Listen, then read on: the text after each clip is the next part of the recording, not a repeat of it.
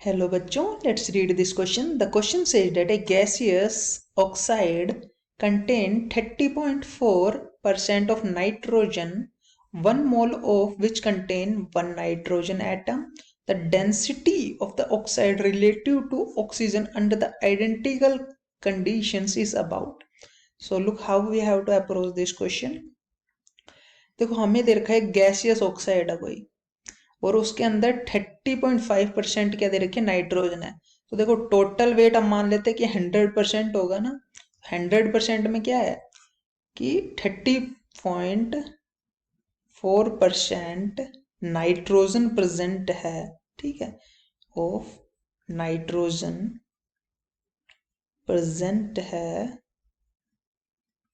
कितने में, 100% में.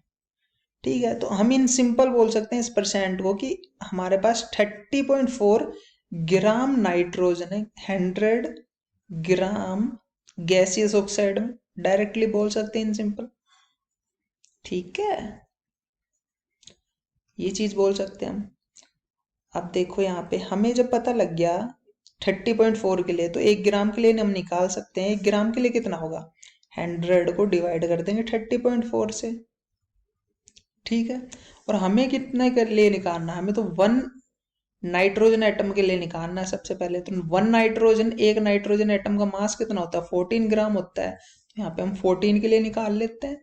कितना आ जाएगा, 100 डिवाइडेड बाई 30.4 इंटू 14. यहाँ से हमारे पास आ गया 1400 डिवाइडेड बाई 30.4, जो कि हो जाएगा अप्रोक्स 46 के इक्वल. ठीक है, तो यहाँ पे आ गया हमारे पास 46 ग्राम क्या है, गैसियस ऑक्साइड प्रेजेंट है. 14 ग्राम अगर उसके अंदर नाइट्रोजन है, तो हमें निकालनी है density of the oxide related to oxygen. तो देखो, डेंसिटी निकालनी है हमें किसकी, ऑक्साइड की.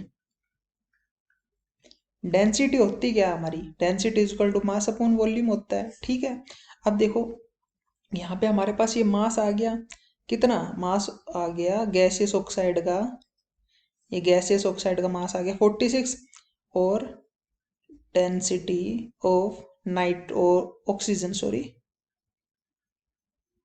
विद रेस्पेक्ट टू ऑक्सीजन निकालनी, oxide with respect to oxygen. ठीक है ना, इज इक्वल टू, तो देखो वॉल्यूम तो दोनों का सेम है, मास डिफरेंट होगा. तो मैं सिंपल लिख दूं कि डायरेक्टली प्रोपोर्शनल होता है ना मास के. तो हम लिख सकते हैं यहाँ पे mass of oxide divided by mass of oxygen. Mass of oxide कितना हमारे पास 46 ग्राम हम निकाला है, और मास ऑफ ऑक्सीजन कितना होता है, देखो ये O2 होता है, एक का 16 होता है हमारा, तो दो का कितना होगा 32. तो यहाँ से हमारे पास ऑक्सीजन कितना आ जाएगा 32 ग्राम. तो ये पुट कर देंगे यहाँ पे 32 ग्राम. तो कितना हो जाएगा हमारे यहाँ पे इन सिंपल 1.44 आ जाएगा हमारी यहाँ पे रिलेटिव हो जाएगी हमारी density of oxide relative to oxygen आ गई 1.44. So B is the correct one. This is how you have to approach this question. I hope you understood it well. Best of luck.